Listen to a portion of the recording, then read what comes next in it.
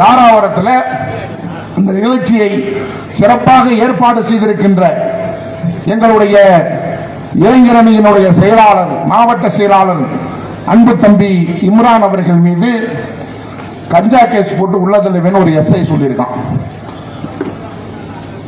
நான் கேட்கிறேன், நைட் நேரத்தில் டீ கடையில் போய் டீ குடிக்கிறாங்க.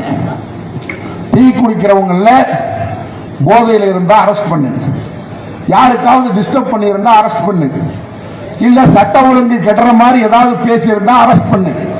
எதுவுமே பேசாம சும்மா டீ குடிச்சிட்டு உட்கார்ந்து இருக்கிற பசங்களை கூப்பிட்டு பேர் என்னன்னு கேட்கிறான்.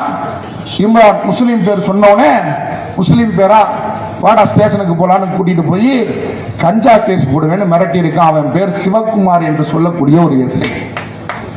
நான் சொல்றேன், சும்மா சொல்ல, சுண்டி விட்டு சொல்றேன், நீ ஆம்பளையா இருந்தா போடுறா கேஸ் பார்க்கலாம், போடுறா பார்க்கலாம்.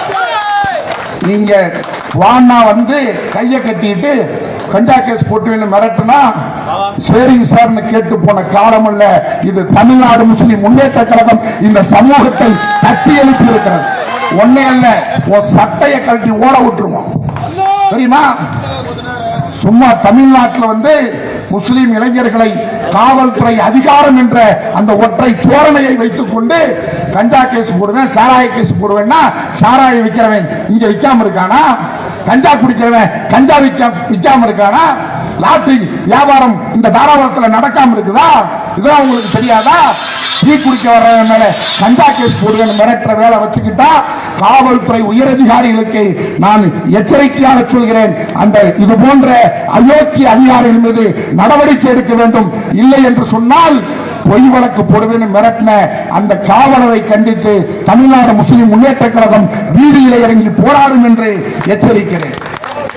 அது மட்டுமல்ல, காவல் நிலையத்துக்கு போனா எதுமோ அந்த காலத்து பிரிட்டிஷ் அரசாங்கம் நடக்கிற மாதிரி அதிகாரிகளை பார்த்து ஐயா துரைன்னு கும்பிட்டு கூல கும்பிடு போடணும்னு நினைத்துக் கொண்டிருக்கிறார்கள். தாராபுரத்தில் காவல் நிலையத்தில் காவல் ஆய்வாளர் ரூமுக்குள்ள அவருக்கு மட்டும்தான் ஒரு சீட்டு, பார்க்க போறவங்களுக்கு சீட்டு கிடையாது. நீங்க என்ன எஜமானரா? நான் கேட்கிறேன், உங்களை பார்க்க வருகின்ற பார்வையாளர்களுக்கும் நீங்கள் அமர வைப்பதற்கு நாற்காலி போட வேண்டும் என்பது சட்டம். அந்த நாற்காலி வாங்குறதுக்கு உங்கள்கிட்ட வழி இல்லை சொன்னா அதை தமிழ்நாடு முஸ்லிம் முன்னேற்ற கழகமும் மனிதநேய மக்கள் கட்சியும் நன்கொடையாக வழங்கும் என்பதை இந்த நேரத்தில் சொல்லிக்கொண்டு வாய்ப்புக்கு நன்றி கூறி